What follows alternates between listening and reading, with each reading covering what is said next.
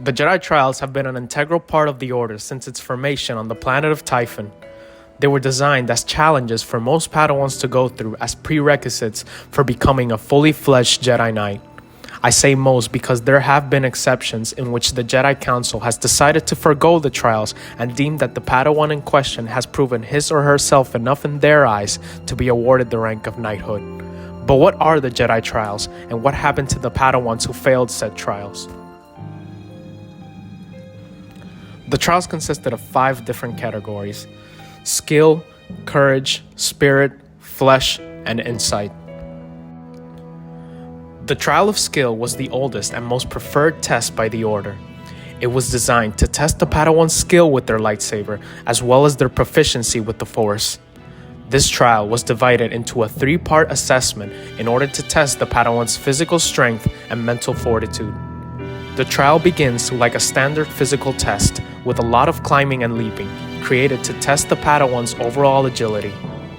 The second part of this test was designed to test the students' mental capabilities with the Force, testing their skills with levitation as well as their endurance. The goal with each assessment is to determine if the Padawan had enough self-discipline to complete all of these tasks, all while avoiding any and all distractions.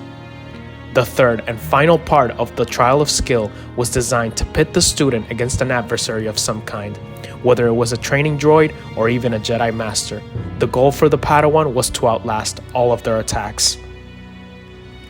For the trial of courage, this particular test was quite elusive, as little to no details were ever revealed to any of the students, as the test itself was individualized. Because courage was essential in a Jedi's life, this trial stood apart from the rest, as this test could pit students against some really dangerous circumstances. Whether it be in the front lines of a battle or facing down a Sith Lord all by themselves, it was important that the Jedi Padawan remained in the dark about what he would face during this test. The trial of spirit was often regarded as facing the mirror, as it required the apprentices to look inside with the goal to really discover themselves. Most specifically, the darker parts of themselves that they never really truly acknowledge until they go through this sort of test. It was often described as a traumatic experience, as most Padawans did not like what they have seen, with some apprentices waking from the meditative state screaming and mentally drained. The purpose of this test is for the student to overcome their fears and demons of what they have seen and realize that nothing is set in stone, that it is the very decisions they make throughout their lifetimes as Jedi that will shape their own destiny. The trial of flesh was arguably the most painful out of all of these tests, as it required the apprentice to overcome great physical pain or loss in order to pass this trial.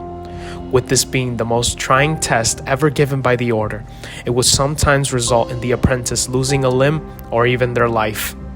There would be exceptions to this trial, however, as in times of war, the Jedi Council would forgo this particular trial and allow apprentices a pass on their battle scars alone. An example of this would be when Jedi Padawan Anakin Skywalker lost his right arm at the hands of Darth Tyrannus on Geonosis, with his own master Obi-Wan Kenobi convincing the Jedi Council to accept this incident as Anakin's very own trial of flesh, even though this loss was out of pure recklessness. And finally, the trial of insight, the last test offered in the path to knighthood.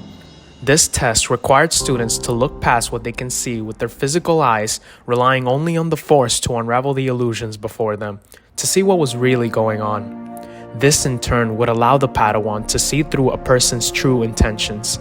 They would be able to tell the difference between friend or foe, truth or lie, looking past any sort of deception. An example of this trial in action would be when the Sith apprentice Galen Merrick faced off against a simulated Sith known as Darth Phobos, a long-dead Thelan Sith that was able to manifest itself from the temple archives. Merrick was forced to endure the simulation's attempts to deceive him as the program took the form of Galen's pilot and close friend, Juno Eclipse. Galen managed to ultimately prevail, defeating the program on the ruins of the temple library. If any of the apprentices should fail any or all of these trials, they were permitted to retake them until they would eventually pass and be elevated to Jedi Knight. However, if they did find themselves in a situation where they would not be able to participate in the trials, therefore being unable to progress any further within the Jedi Order, the Jedi Council offered alternative roles for these unique class of Jedi in the form of the Jedi Service Corps, where they would still be able to aid the Jedi with their abilities with the Force. Whether it would be healing the sick and wounded or aiding in the growth of food crops, the Jedi considered joining these core groups an honorable alternative than leaving the Order altogether, as it was also rumored that this service corps had a hand in stopping any lost Jedi from seeking the dark side of the Force. Thank you all so much for watching. I hope you all enjoyed the video. If so, feel free to subscribe for more videos like the one you just watched. Have a great week and may the Force be with you, always.